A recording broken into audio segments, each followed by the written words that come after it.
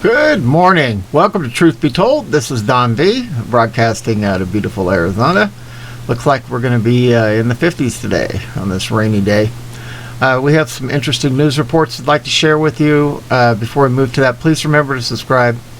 90% of the people who watch my videos are not subscribers, and it's completely free.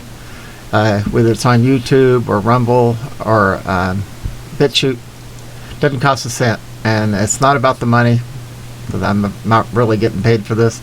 It's all about getting that information out to you so you can share it to everyone you know, and we can get this message out. Without ado, let's go ahead and move to the first one.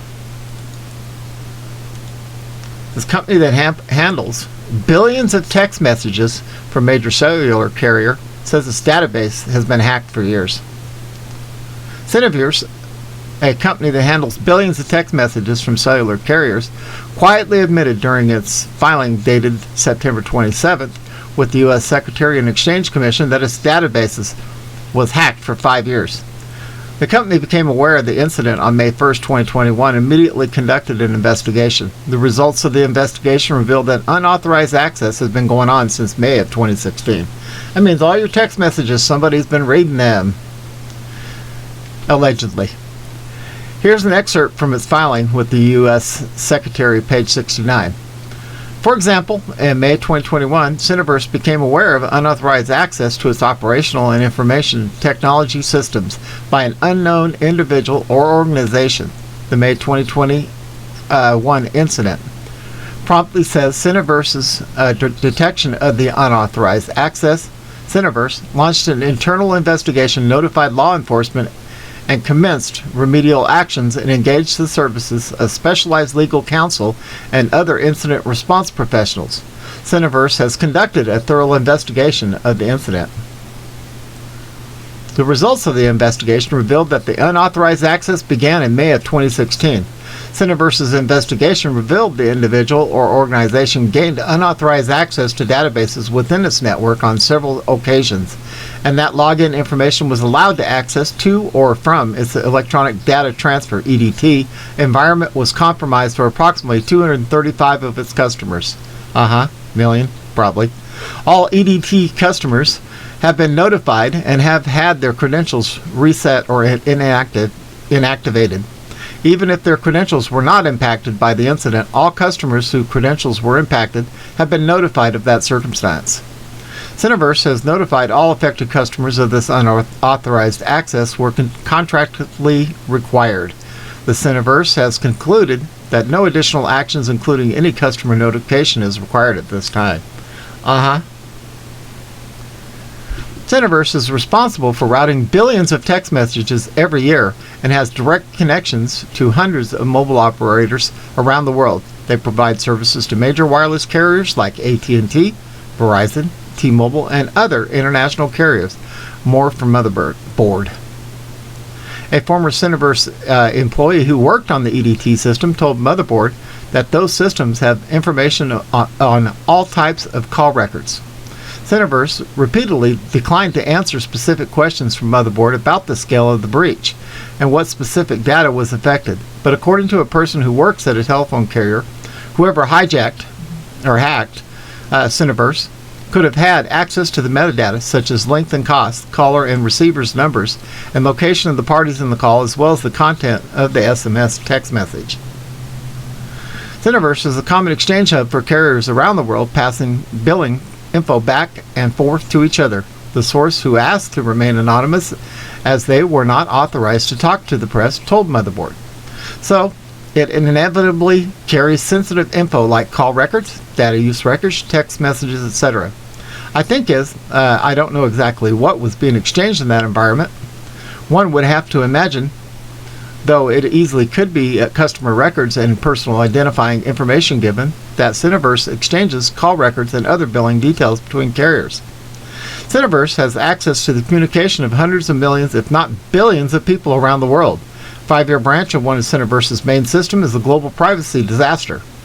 Carl Knoll, a security researcher who has studied global cell phone networks for a decade, told Motherboard in an email, hacking Syniverse will ease access to Google, Microsoft, Facebook, Twitter, Amazon, and all kinds of other accounts all at once.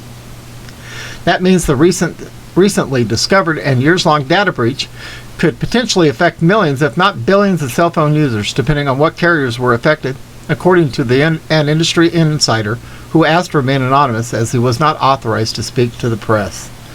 Oh my word, what a cluster. What a big cluster. Moving on.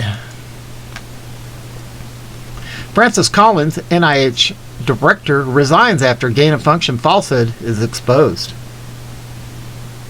Francis Collins, director of the NIH, announced his resignation on Tuesday, just weeks after documents exposing that he made untruthful comments about U.S. federal funding of gain-of-function research at the Wuhan Institute of Virology. It has been an incredible privilege to lead this great agency for more than a decade, Collins said in a statement posted at the NIH website. I love this agency and its people so deeply that the decision to step down was a difficult one, done in close counsel with my wife, Diane Baker, and my family. I'm proud of all we've accomplished. Oh, I bet you are. I fundamentally believe, however, that no single person could serve in the position too long, and that it's time to bring in a new scientist to lead the NIH into the future. I'm most grateful and proud of the NIH staff and scientific community whose extraordinary commitment to life-saving research delivers hope to the American people and the world every day. Whatever. Just weeks before this announcement, Richard Ebright of Rutgers University accused Collins of making false public statements about the National Institute of Allergy and Infectious Diseases, NIAID, grants to the Wuhan Institute of Virology, WIV, which have since been proven to fund the study of chimeric SARS-related coronaviruses, which could infect human cells. Ebright said bluntly that Collins had not told the truth when asked about this research. Assertions by the NIH director, Francis Collins, and NIAID director, Anthony Fauci, that the NIH did not support gain-of-function research or potentially pandemic pathogen enhancement at WIV are untruthful. Appointed by the former traitor Obama in 2009, Francis Collins made history by becoming the longest-serving NIH director and one who has also served in 3 administrations, Obama, Trump, and Biden. Prior to his tenure at NIH, he founded the BioLogos Foundation, which aimed to bridge a dialogue between science and religion in 2007. Former President traitor George W. Bush awarded him the Presidential Medal of Freedom for his work on the Human Genome Project. During the coronavirus pandemic, Collins frequently appeared on television where he advocated for children wearing masks in schools while blaming unvaccinated Americans for the pandemic's continuation. This is not a political statement or invasion of your liberties. This is a life-saving medical device. Ask kids to wear a mask is uncomfortable, but kids are pretty resilient, Collins said in August as children were gearing up to go back to school. If we don't have masks in schools, the virus will spread more widely. It will probably result in outbreaks in schools and kids will have to go back to remote learning, which is the one thing we want to prevent, he added. I'd like to see that study that proves that these masks stop it. Speaking with Religion's news service in September, Collins advised religious Americans hesitant about the coronavirus vacation to think of it as a miraculous answer to their prayers. For somebody who's a believer, this is what you could call an answer to prayer. What a ridiculous... This guy, man. Hypocrite. That's the word I'm looking for. What a hypocrite. He said if we've all been praying to God to somehow deliver us from this terrible pandemic, and what happens is these vacations get developed that are safe and effective. Well, why wouldn't you say, thank you, God, and roll up your sleeve? As to exactly what prompted Collins' reported departure in the middle of the pandemic remains unclear as of this writing. As Politico noted, Collins recently supported the U.S. Food and Drug Administration's decision to limit booster shots for Americans 65 and older, as well as other vulnerable demographics, which contradicted the Biden regime. This is the way it ought to be, Collins said on Communist Broadcasting Station, CBS. Science sort of playing out in a very transparent way, looking at the data coming from multiple places, our country, other countries, and trying to make the best decision for right now. The Biden regime had originally advocated for booster shots for all Americans 8 months after being fully vacationed. The FDA's decision was largely interpreted as an assurance to the public that science was guiding the agency's decision-making, not politics. In 2017, the NIH, under Collins' leadership, ended a 3-year moratorium on gain-of-function research, which aimed to make pathogens more potent or likely to spread in people. More than 3 years after imposing a moratorium on the U.S. funding for certain studies with dangerous viruses, the NIH in Bethesda, Maryland, today lifted the so-called pause and announced a new plan for reviewing such research, Science.org reported at the time. Such studies could help experts prepare for pandemics, but pose risks if they souped-up pathogen escapes the lab, the report added. The past September, the Intercept reported on several grants to the NIH and of allergy and infectious disease. One of the 27 institutes governed by the NIH awarded the EcoHealth Alliance for Gain-of-Function Research to the Wuhan Institute of Virology in China. The grant provided EcoHealth Alliance with a total of $3.1 million, included $599,000 that the Wuhan Institute of Virology used in part to identify and alter back corona likely to infect humans. Even before the pandemic, many scientists were concerned about the potential dangers associated with such experiments. The grant proposal acknowledges some of those dangers. Fieldwork involves the highest risks of exposure to SARS or other 19s while working in caves with high bat density overhead and it's the potential for fecal dust to be inhaled. Gary Ruskin, Executive Director of U.S. Right to Know, said the documents obtained by the Intercept provide a roadmap to high-risk research that could have led to the current pandemic. Hey guys, I'm having to spread that out on purpose because I don't want to get my channel back in YouTube jail. All right, moving on. Mainstream media has begun conditioning Americans for change to the Supreme Court. Over the past few days, I'm sure your newsfeed has been inundated with articles about the Supreme Court just like mine. Most of the news has revolved around the upcoming cases for the nation's highest court, but many mainstream outlets have already started the fear-mongering once again. Take, for example, this article from Bloomberg. They specifically target abortion, guns, and faith, 3 things the radical left cannot stand. In abortion, they want to start messaging that the Supreme Court is going after women's rights. They want you to believe it has nothing to do about the rights of the child, but specifically the right to take an unborn life. For guns, they are trying to blame the acceptance of a case on Justice Amy Coney Barrett. Specifically, they said that until she was on the Supreme Court had denied cases involving concealed carry firearms. Left wants you to believe that having a gun in public is a bad thing. Since when did self-defense only matter at home? Then there is the topic of faith, where the Bloomberg article talks about how the Supreme Court has boistered religious rights in recent years. Perhaps these left-wing writers have forgotten the religious rights were granted to Americans under the Constitution, not needing anyone to bolster them at all. You should not think for 1 second that these attacks are just over the topics that the court is hearing. That's not the case at all. There's an agenda behind the madness, and it's not very difficult to see.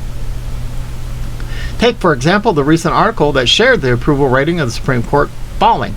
A Gallup poll reported that the highest court only had 40% approval rating. The poll went further, specifically targeting the conservative side of the court. It delivered a result where a large portion of the respondents said that the court was too conservative. Why would people respond saying the Supreme Court was too conservative or lose faith in the Supreme Court to uphold the Constitution? Do not have to look much further than the constant attacks from the mainstream media and the radical left. When the Supreme Court is constantly in the news for upholding freedom, protecting life and faith, or anything else the radical left does not like, they go full force into the misinformation and propaganda spewing efforts. Remember when simply approving Justice Brett Kavanaugh to the Supreme Court was going to lead to Roe v. Wade being overturned. Similar statements and attacks were made against Barrett, and Trump nominated her. Time and again, we were told the conservative justices are horrible people and will terrorize the American Constitution. Time and again, they uphold the Constitution as it was originally intended, not through the perverse ideals of the radicals. The plan is to allow the Supreme Court to go about their business and to continue to attack them with little statements like this. After some time, you will hear the conversation shift. No longer will it be about the Supreme Court is horrible and how conservatives will reshape the country through the court. The conversation will shift to how the radical left feels they can restore trust in the Supreme Court. That, of course, will make it necessary to stack the court with new justices. It will be to reshape the landscape of the Supreme Court like we have not seen in many years. It would not surprise me at all if it comes around the same time as the results of the former Vice President's Supreme Court Evaluation Committee. The radical left continues to spread the lie that conservatives hold a 6-3 advantage on the court, but nothing could be further from the truth. Chief Justice John Roberts is far from a conservative. Many times the conservatives on the court have even ruled differently in the same case. But they do not care about the truth. They have a narrative to push to help with their agenda. This is not just news organizations educating the American people. This is news organizations that are conditioning Americans to accept that the Supreme Court is not acceptable in its current format and needs reform. This is the way the radical left plays the game, and we must see through their charade. Amen to that. Amen to that. Well, guys, you know about yesterday, Facebook and several major media organizations that are in the same format. We're all down worldwide. Some things were mentioned about a major whistleblower had something to do with it. Just like somebody, the 19th letter of the alphabet said a couple of years ago would happen. So things are happening in the background. Remember, God is with us and wants to save America. He loves us dearly. He loves you dearly. So stay on your knees in prayer. Know that things are finally happening in the background.